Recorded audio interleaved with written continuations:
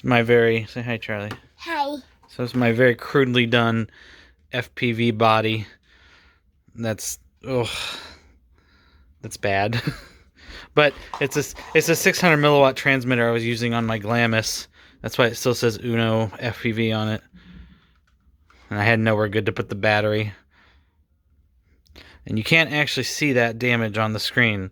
So there's that. And here's kind of, just a little plug. Mid-tech knives. It's like $50. I mean, the thing wears off like nobody's business, but you know. But this is fun. Here's some footage of me driving around the house.